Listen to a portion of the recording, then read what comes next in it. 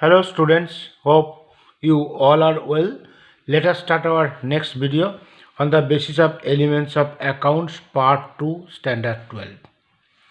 Student, you know the ratio chapter was going on, accounting ratio and analysis. In this chapter I already taught you total 14 ratios are there.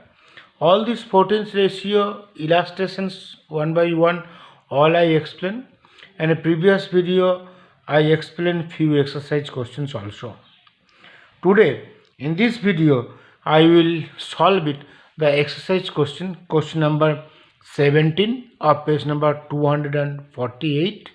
I want to repeat page number 248 question number 17 and page number 249 question number 18 and 19. All three questions are most important, you follow it. Let me start first the 17 question number of page number 248. Let me read the questions and you follow that one, what is given, what is not given and what they said to do it. Question number 17, page number 248. Calculate working capital turnover ratio. Working capital turnover ratio. Up to reading up to this, immediately you have to understand what is the formula for working capital turnover ratio based on sale and cost of goods sold. Working capital turnover ratio, it can be expressed in the two ways. There are the two formulas are there. One based on sales, another one based on CGS, cost of goods sold, from the following information of Z Company Limited. So we are going to find out the working capital turnover ratio. And whatever the things are given, it is given the cost of goods sold CGS 32 lakhs, non-current assets 10 lakh, non-current liabilities 6 lakh, gross profit 8 lakh, current assets 5 lakh and current liabilities 3 lakh. This is the questions. First of all, you have to understand that what is the formula for calculating the working capital turnover ratio. The question number 17. Working capital turnover ratio based on sales. First, let me explain based on sales. After that, we will explain based on CGS. Working capital turnover ratio based on sales. The formula is sales by working capital, not multiply by 100.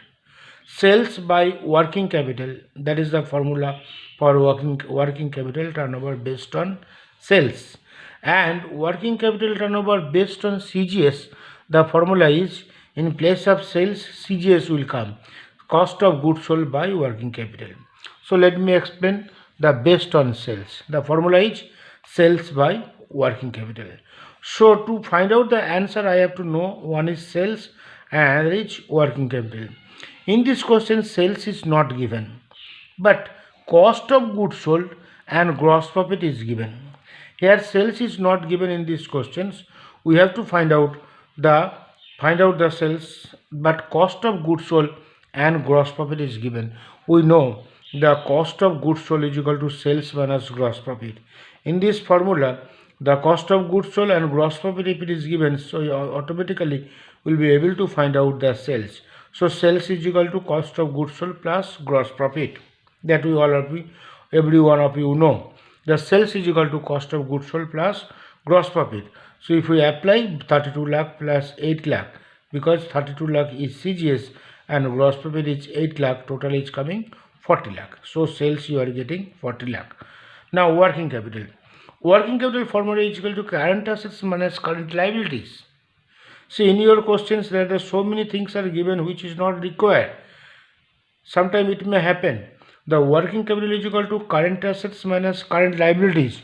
See, in your books, the non-current assets, non-current liabilities, current assets and current liabilities, everything is given. The non-current assets or non-current liabilities 10 lakh and 6 lakh, it will not be applicable anywhere in these questions. So let it be the anything what is given extra, but which is required for us, that much only we will take. So working capital is equal to current assets minus current liabilities. Your current assets is given in your question 5 lakh minus current liabilities is 3 lakh. So 5 lakh minus 3 lakh is 2 lakh is equal to working capital. So working capital you are getting 2 lakh. Now we will apply the formula working capital turnover based on sales is equal to sales by working capital. Sales is equal to 40 lakh and working capital we are getting 2 lakh. So 40 lakh divided by 2 lakh is equal to 20 times. In this is going on. In this answer is times, not percentage, not proportions, or not any other things. So keep it in mind that answer is coming 20 times. Okay. Now working capital turnover based on CGS, cost of goods sold. Working capital turnover based on CGS, that formula is cost of goods sold by working capital. Cost of goods sold, it is already given in your question, 32 lakh. Working capital already we got it. So 32 lakh divided by 2 lakh is equal to 16 times. So this is the answer for the, on the basis of sales it is 20 times, on the basis of CGS it is 16 times. This is the questions, very easy questions. Everyone it will be easy, everyone you will understand it. Now the next question, question number 18 of page number 249. Once again I am reading the questions. The next questions you follow this, what is given, what is not given, and what you have to do. This is the most important things. 18. From the following informations of B Company Limited, calculate debtors turnover and debtors turnover and collection period in days. What will be answer if collection period is calculated in terms of week and months? Assume 360 days in a year. Generally in a year 365 days, but if it is given it here that year should be considered as 360 days, then we will calculate on the basis of 360 days. What we are going to find out? We are going to find out the debtors turnover and collection period in a days. Debtors turnover and collection period in a days. First we have to find out the debtors turnover. And what is given it here? The total sales 4,50,000, opening stock 70,000, opening bills receivable 20,000, opening creditors 45,000, credit sales 3,65,000, closing debtors 50,000, closing bills receivable 6,000, and closing creditors of rupees 48,000. 1, 2, 3, 4, 5, 6, 7, 8. There are total 8 items are given. Now from there we have to find out the debtors turnover ratio first, and after that we have to find out that collection period. Formula for the debtors turnover is equal to credit sales by average trade receivable. This is the formula for the debtors turnover. First of all you have to write the formula several times. I told debtors turnover is equal to credit sales by average trade receivable. Now I should answer, I should get that credit sale is equal to how much. Sometimes it may be given directly in the questions, sometimes it may not be given. We have to find out. And average trade receivables, what is that meaning of that average trade receivable? First of all, let me explain the average trade receivable. I will come after the sales. Average trade receivable is equal to opening trade receivable plus closing trade receivable by 2. Now we are getting for first new things. Sir, what is called trade receivable? Whether it is opening or closing, trade receivable का meaning क्या होता है? Opening trade receivable मतलब होता है opening trade receivable is equal to opening debtors plus opening bills receivables. Keep in mind, opening trade receivable मतलब opening debtors plus opening bills receivables. Closing trade receivables मतलब closing debtors plus closing bills receivables. So you understand that debtors and bill receivable, it should be given in the questions both in the opening as well as the closing. So you understand that trade receive opening trade, actually trade receivable मतलब होता है debtors plus bill receivable is equal to trade receivable. Once again I want to tell you, trade receivables means debtors plus bills receivables. Opening trade receivable तो opening debtors plus opening trade bills receivable. Closing trade receivable मतलब closing debtors plus closing bills receivables. Now let me see in my questions the openings bills receivable and closings bills receivable, opening debtors and closing debtors, whether it is given it or not. Sales you forget it, opening debtors it is given 70,000, opening bills receivable also it is given 20,000. So opening debtors plus opening bills receivable you got. Creditors though it is given but it is not required. Closing debtors and closing bill receivable also it is given. 70, 20, 56. 70,000, 20,000, 50,000 and 6,000. These three. Opening creditors and closing creditors it is given, but it is not required in this question. So 70,000 plus 20,000, opening debtors plus opening bill receivable plus closing debtors 50,000 plus closing bill receivable 6,000 divided by 2, which you are getting 1,46,000 divided by 2, which is coming 73,000. 73,000 is your what is called trade receivable. And credit sales, if it is given in these questions, because total sales is given 4,50,000, credit sales also directly, because I do not want for credit total sales, I want credit sales. Total sales it is given, credit sales it is given, so it is credit sales, no need to calculate, already it is given 3,65,000. So now question is there, credit sales by average trade receivable. Average trade receivable we got 73,000, credit sale is 3,65,000 divided by 73,000, which you are getting 5 times. So 3,65,000 divided by 73,000, which you are getting 5 times. 5 times is the answer for debtors turnover. Now in this question there is another question. They said that you have to find out the collection period. Here we are getting the collection period. It is represented, this collection period it can be represented into 3 times or 3 ways. One is in days, another is in a week, another is in month. When I taught the formula that time I told days hoga to 365, but in this question 360 they said. So 360 divided by debtors turnover, that is 360 divided by 5. 5 is your debtors turnover. So that comes 72 days. Similarly, if it is a week, so 52 divided by debtors turnover, that is 52 divided by 5 is equal to 4.5 weeks. And if it is a month, 12 by debtors turnover, that is 12 by 5 is equal to 2.4 months.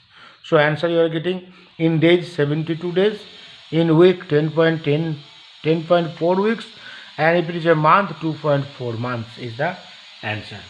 Similarly, the next question, question number 19, same like that. There in previous question it was debtors turnover. Now it will become the, it are going to come the creditors turnover.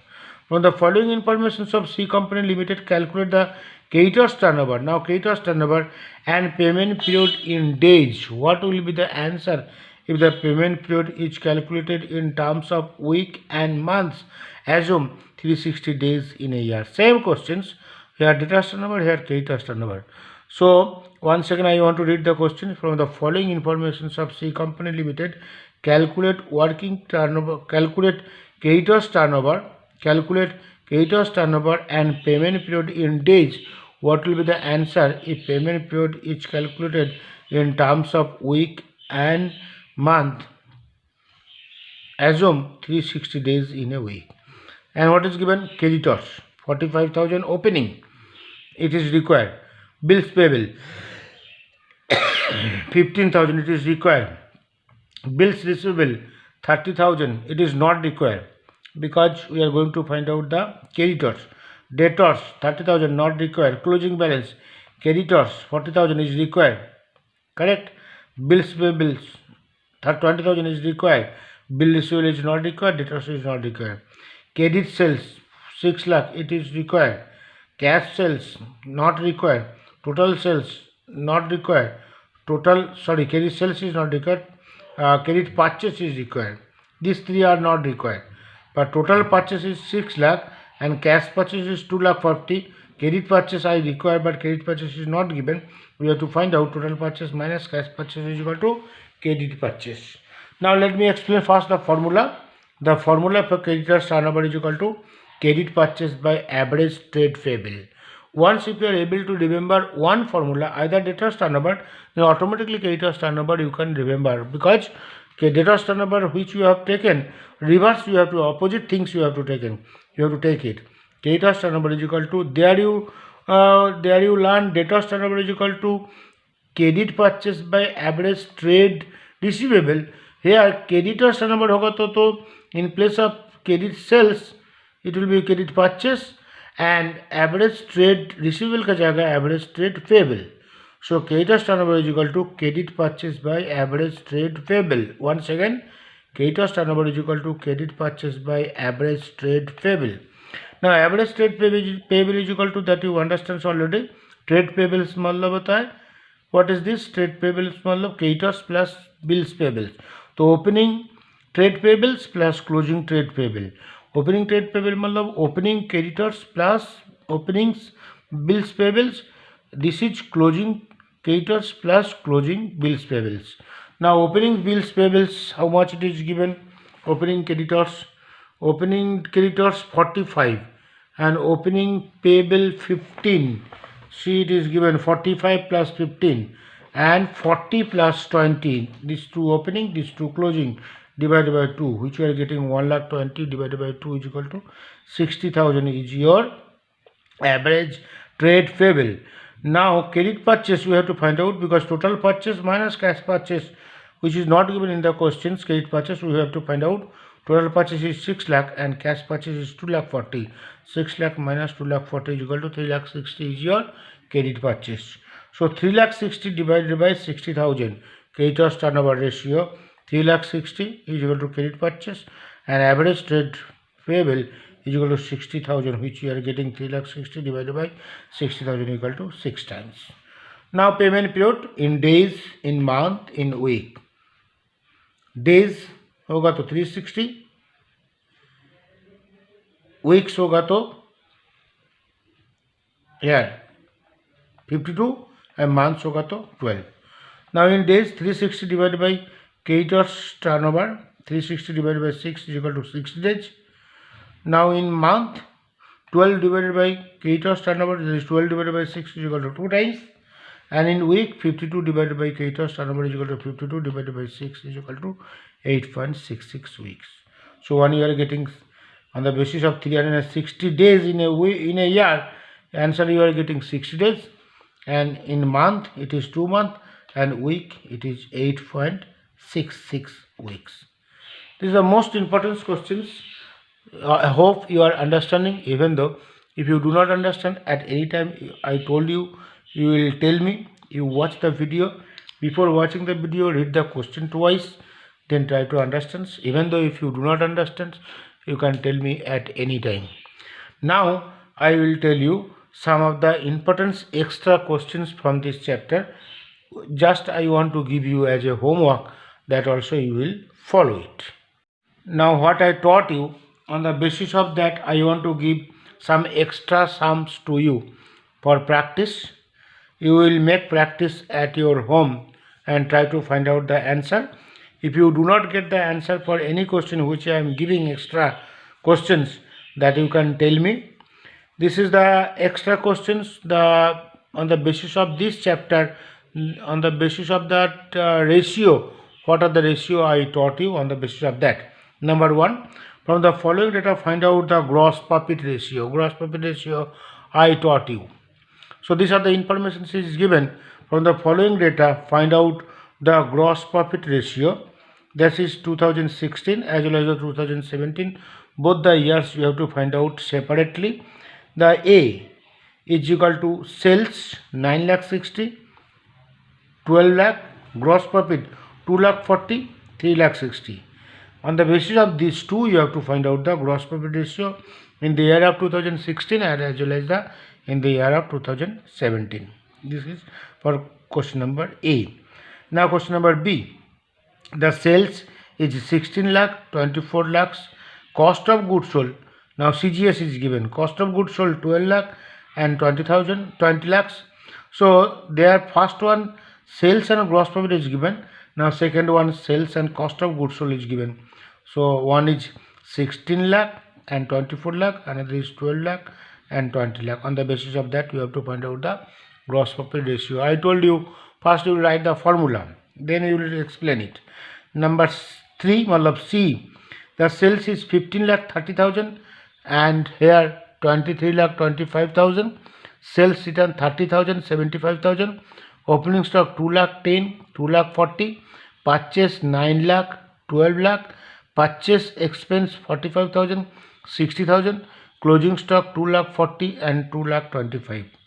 On the basis of this 1, 2, 3, 4, 5, 6. On the basis of these 6, you have to find out the gross profit ratio. Similarly, on the basis of these 6, you have to find out the gross profit ratio for the question number C. And next question is coming on the D. D is giving sales is 10 lakh 20,000. Sales it is given 10 lakh 20,000 and 15 lakh 50,000. Sales return 20,000 and 50,000. Purchase 6 lakh and 8 lakh. Purchase expense 30,000 and 40,000. Change in stock, that is 30,000 minus and 20,000. Change in stock means opening minus closing. That you keep in mind. Change in stock means opening minus closing. Opening minus closing, that is minus 30,000. Opening minus closing, that is 20,000. So on the basis of 1, 2, 3, 4, 5, on the basis of this 5 and this 5, you have to find out the gross profit ratio in the year of 2016 as well as in the year of 2017. The answer is for A 25% and 30%, for B 25% and 16.67%, that is 2016 and 2017, 2016 and 2017, 39%, 43.33%, 40% and 12.67%. You try yourself at your home. If not possible, you will tell me. Next questions I am getting here. That question number 6. From the following informations of D Limited, calculate current ratio and liquid ratio. In the middle we have not taken because this is the operating expense ratio, operating profit ratio, like that. So from the following informations of D Limited, calculate the current ratio and liquid ratio. All of you know what is the formula for current ratio and what is the formula for the liquid ratio. What is given? Debtors 2 lakh 40, bills receivable 1 lakh 20, current investment 2 lakh, stock 2 lakh 80,000, cash and cash equivalent 3 lakh 60,000, provisions for tax 1 lakh 60,000, creditors 4 lakh, outstanding expense 1 lakh 60, bills payables 2 lakh. Answer you will get current ratio is equal to 1.30 is to 1. 1.30 is to 1, and liquid ratio formula you will get 1 is to 1. This is the next question. And next we are getting debt equity ratio, no need to do. That is that one, total assets to debt ratio, proprietary ratio, interest coverage ratio, that is this question. The 11th number questions. From the following information, calculate stock turnover ratio. Just now what I taught. Stock turnover, every one of you know. The purchase 4 lakh 80, sales 12 lakh, opening stock 1 lakh 40, closing stock 1 lakh, gross profit rate 30%, opening stock, this is opening stock 4 lakh, opening stock 4 lakh, closing stock 3 lakh, purchase 44 lakh, purchase expense 2 lakh, wages 5 lakh, sales 80 lakh. That is particular for A and this particular for B. That is two separate questions is given. You have to find out the stock turnover on the basis of A, which is given it here, and on the basis of B, which is given it here. The answer for A, that is stock turnover, is 7 times. Cost, so stock turnover for answer for A 7 times. Cost of goods sold, that is 8 lakh 40, average stock 1 lakh 20. For B, stock turnover 14.85 times, and cost of goods sold 52 lakhs, average stock is equal to 3 lakh 50,000. Next question, that is question number 12. It is given, from the following information, calculate the working capital based on sales and cost of goods sold. Just now what I taught you. So you have to find out that working capital just now, which I taught you, based on sometimes some of the extra things will may be given. So that which is not required, that no need to take. From the following information, calculate the working capital ratio based on sales and cost of goods sold. This is cost of sale is given, but cost of CGS actually, cost of goods sold. That is cost of goods sold 8 lakh, non-current assets 2 lakh 50, non-current liability 1 lakh 50, gross profit 2 lakh, current assets 1 lakh 25, current liability 75,000, total assets 22 lakh 50,000, non-current assets 15 lakh, total liability 10 lakh, non-current liability 5 lakh, and sales 12 lakh 50,000. That is for A and that is for B. And on the basis of that, we have to find out the answer. For A, answer is working capital ratio based on sales, that is 20 times, on working capital ratio based on CGS, cost of goods sold, that is 16 times, and working capital ratio based on sales for B, it is 5 times. Okay, it is given only 5 times. Next, the next question: from the following information, calculate the debtors turnover and collection period in terms of days, week, and month. Assume 360 days in a year. Year, when number of days will be given in this question, so don't take 365. That time which number is given, that number you will take. So when we will calculate the collection period for days, that time in place of 365 we will take 360. The A, it is given total sales 7,87,500, cash sales 1,48,750, opening stock of debtors 1,22,500, opening bills receivable 35,000, closing debtors 87,500, closing bills receivable 10,500. This is the information for A, and similarly for the information of B. Cost of goods sold 24 lakhs, cash sales 6 lakh, opening trade receivable 1,15,000, gross profit 6 lakh, and opening trade receivable closing trade receivable 85,000.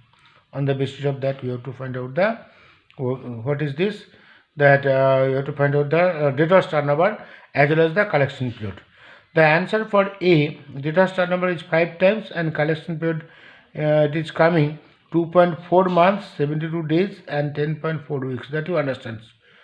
Days hoga to 72 days. Just now I think this sum we have done, and 10.4 weeks and 2.4 months. And debtors turnover is equal to for B 24 times, and collection period 15.21 days, 2 months, and 21.67 week. So once again, for answer for the B, that is debtors turnover 24 times, collection period 15.21 days, 2 months, or 21.67 weeks. Next questions. They calculate the creditors turnover. Calculate creditors turnover as well as the debtors turnover for the collection period and payment period for the following informations. So both it is given. We have to find out the creditors turnover as well as the debtors turnover both. It is not the A, B.